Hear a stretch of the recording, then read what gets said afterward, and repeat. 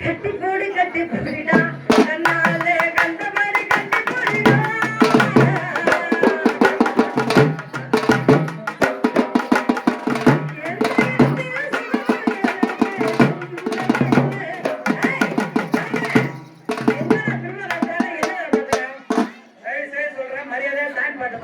எந்த சாய் பாட்டு கேட்கிற நீ உள்ள உட்காந்துருக்காங்கன்னா அம்மா பாட்டு பாடு ஆத்தாவை பத்தி கேக்குறியா நீங்க பாட்டுக்கு சாமி பாட்டு சாய் பாட்டு நான் எதனா கண்ட